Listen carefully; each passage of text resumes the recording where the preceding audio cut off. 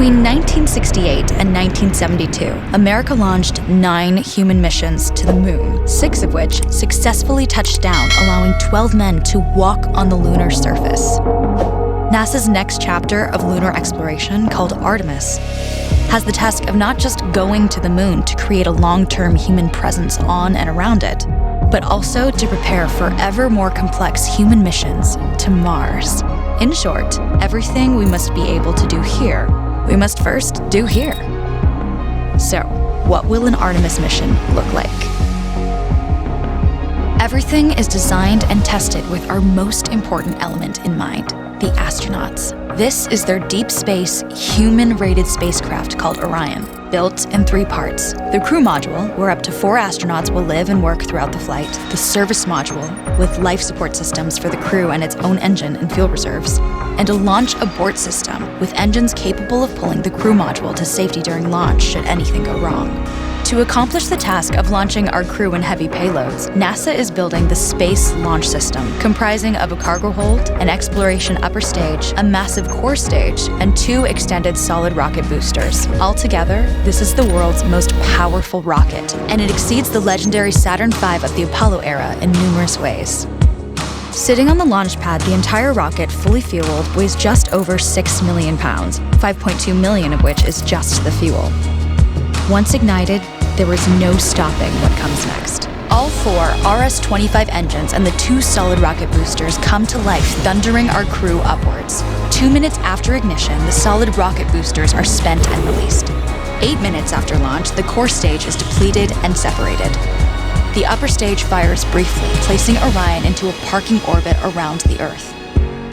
Here, the crew reconfigure the spacecraft and check systems to confirm everything is ready for deep space travel.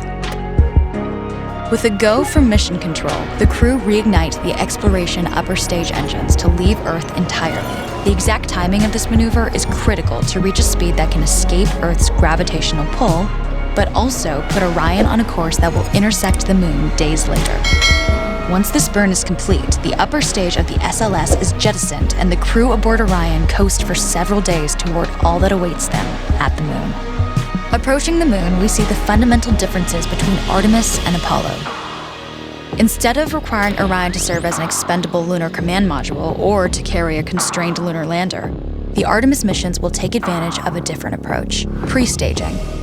Everything needed for lunar missions will be positioned in advance by commercial and international partners. This includes rovers, science experiments, and human-rated systems on the surface. But it also includes a dedicated lunar station in orbit around the moon called Gateway. Here at this station, we can pre-stage a robust lunar lander and establish a strong communications relay. Designed with open standards, the Gateway can be expanded as new missions and partnerships develop, allowing multiple human missions on the moon at the same time and enabling ongoing science to be conducted even between human missions. The Gateway is also capable of adjusting its orbit to allow access to every part of the moon, something the Apollo missions could not do. But the real key in this approach is placing Gateway in a unique halo orbit to perfect the maneuvers needed for Mars missions. And with the growing list of commercial and international opportunities, Gateway is the ideal hub between Earth and all that lies beyond. Returning to our crew as they approach Gateway, the Orion must match the elliptical orbit of the station in order to successfully dock. Once on board, pre-selected crew members transfer to the lunar lander, while those assigned to Gateway remain on station. The lunar lander system itself is built for 3 unique steps: descending from the halo orbit of Gateway down to a low lunar orbit, descending from low lunar orbit to the surface, and once the lunar mission is complete, launching from the surface of the moon and ascending all the way back to the orbiting Gateway.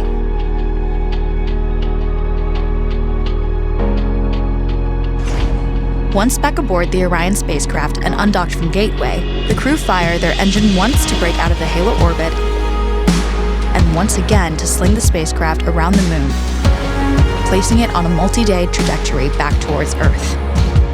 As they near the end of this journey, the service module is released, and the crew module is oriented heat shield first. Entering Earth's atmosphere at 25,000 miles per hour, the friction of air slows Orion considerably, while also subjecting it to temperatures of 5,000 degrees. With the Orion now at just 300 miles per hour, a series of parachutes uniquely tested and produced for this moment deploy, decelerating the craft to just 20 miles per hour for splashdown. With each successful mission, Artemis ushers in the next wave of men and women to explore our moon and prove that together we are ready to go beyond.